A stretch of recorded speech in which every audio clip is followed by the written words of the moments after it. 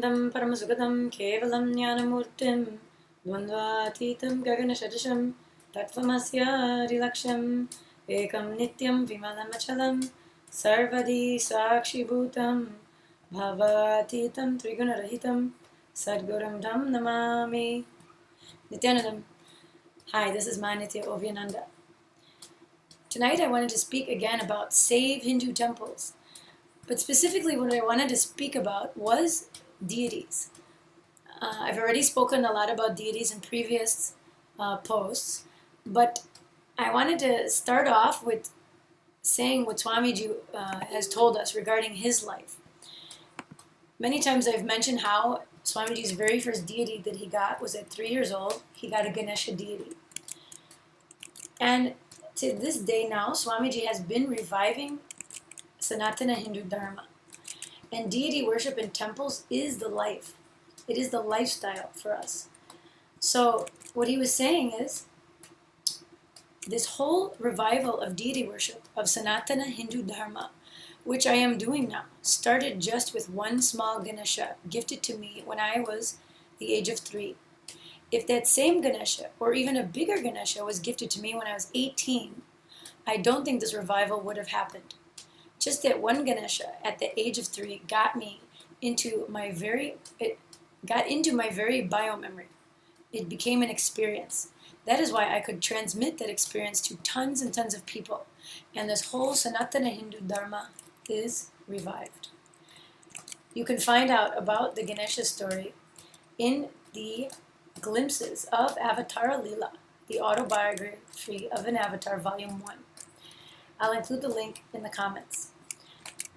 So that deity worship at such a young age, that inspiration. See, Swamiji wasn't gifted a bunch of toys and things that are basically useless. Just some toys here and there to go sit and play. He was given, and he had the interest in, because he's an incarnation, but he had that interest and wanted that deity. He wanted the Ganesha. He was connected to it. And I feel in my own life, when I'm thinking back, I mean, what garbage I played with, you know? Like, my favorite thing was little Star Wars figures, or like cars, or, you know, I didn't care for Barbies much, but I did have one.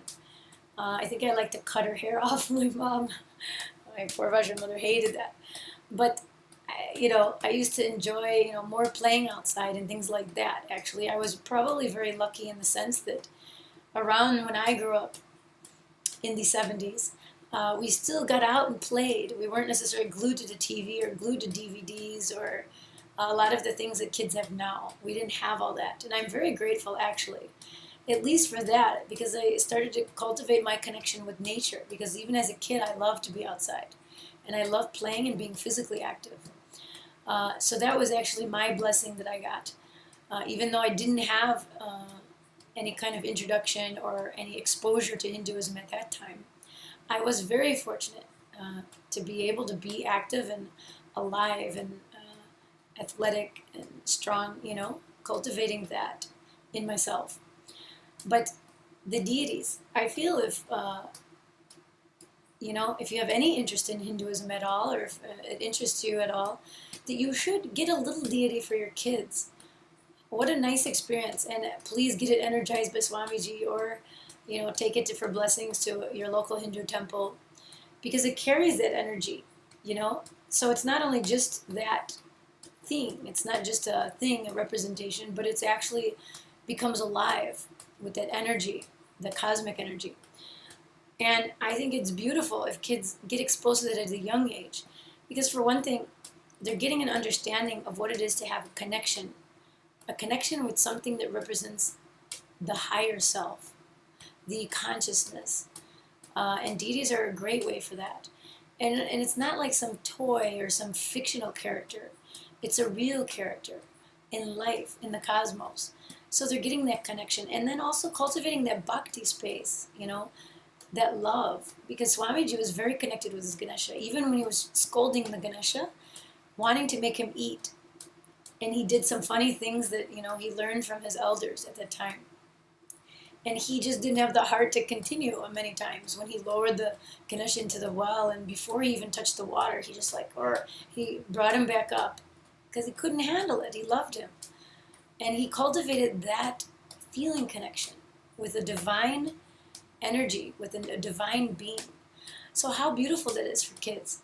If they can learn that at a young age, what wonders it will do for them. And I keep looking. Some few years ago, 2014 and 15, Swamiji was conducting the Inner Awakening program in various locations in India, one location of which was Varanasi. And this was my Purvasham, or before I decided to take Kavi. I was just volunteering at that time at the Adinam. And I decided I wanted to go to Varanasi because I've heard so much about it and I really wanted to go. So some of the other people and volunteers, we all went because we knew Swamiji would be there. And we'd be able to see at least morning satsang with him. We'd be able to at least see him in the morning and then go about our business. So my day consisted of that. Every morning we'd go for the puja. And for the satsang, I got to see Swamiji. It was great. And then I did some publications work and little sightseeing. But I tell you, wow, Varanasi is awesome. I loved it so much from day one. And I love Shiva, of course, because, well, my guru, Swamiji, is Sadashiva. So I always even though I'm more connected to the female, sort of feminine consciousness, because I was connected to Mother Earth before I met Swamiji, kind of. But somehow I was very much connecting with Shiva. So I was looking all over Varanasi for the perfect Shiva. I wanted a small Shiva that I could take with me in my puja kit. Because, from a long time, ever since Inner Awakening, I learned to do puja. It was one of the very first things that I enjoyed. Even before I knew anything about Hinduism, when I just started watching Swamiji, they would have the puja before Swamiji would come on for morning satsang.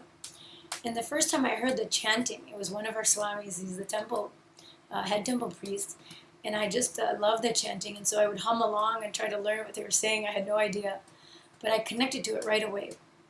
So 7-8 months later, when I came to India for the Inner Awakening program, I bought a puja kit, I'm like, I don't know what I'm doing with this, but I want to learn because I really enjoyed it. And of course, then in 2014, a couple years later, then I wanted my own Shiva.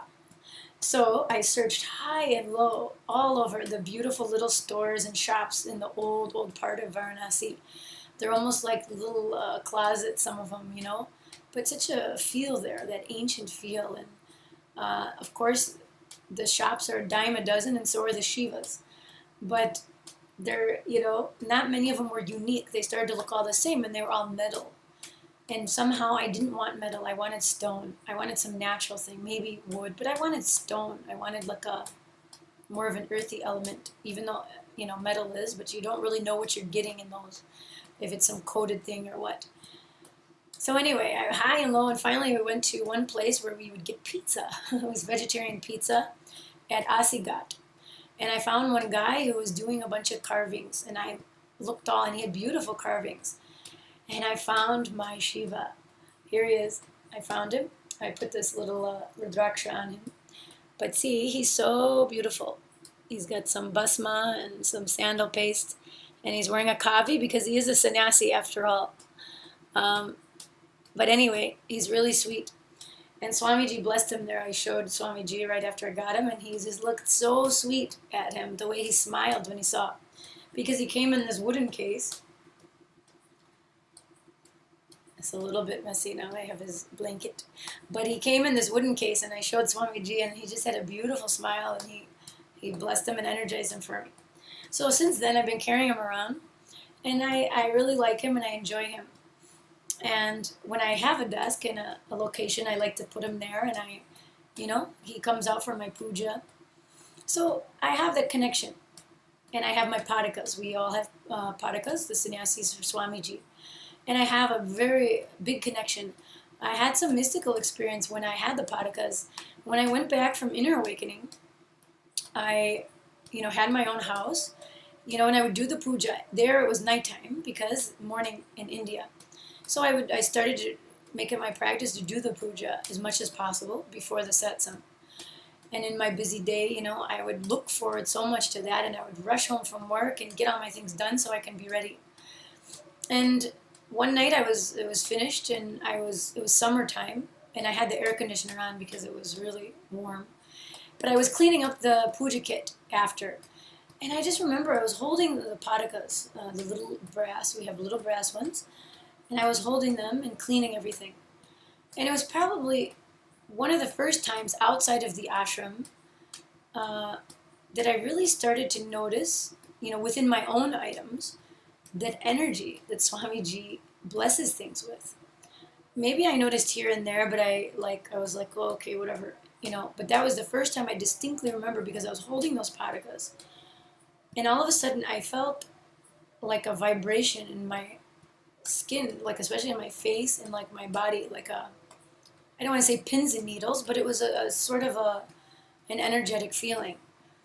And I went out. I remember going outside, and I was holding them, and I felt that, and I was like, "Wow, what is this?" You know, because it was a really warm night, and I just distinctly remember that, and I was like, "I don't know, that's weird." And then I put them down, and then I noticed it night after night when I was touching them, you know, because I was like touching them and cleaning, drying them off, and I was like, "This is strange," like, and I realized it definitely is them, you know. I was testing it out, you know, so. These items carry energy, and that's why I'm saying we have to support our enlightened masters and the things that they give us, the items they give us. We may not always sense it or feel it. I'm fortunate that I can, but when they give us those items, it's blessed and energized. So we're carrying that piece of consciousness with us, that enlightenment with us, so we can connect to it. And I should remind myself to more and more do that and get into that space and connect with him. So the deities and everything that Swamiji gives us is actually a deity, because it's energized with his sacred cosmic superconscious energy. So I'm just urging you, please, if you have kids, get them some deities, get your own deities, and start to enjoy that sentiment and connecting with the divine in a form that we understand. There's so many beautiful forms in Hinduism, so many different manifestations of the cosmos. Surely one will connect with you. So check it out, find out what it is, whether it's Krishna or Lakshmi or various forms of Devi. Of course, Mahadeva, Ganesha, there's thousands, millions of them.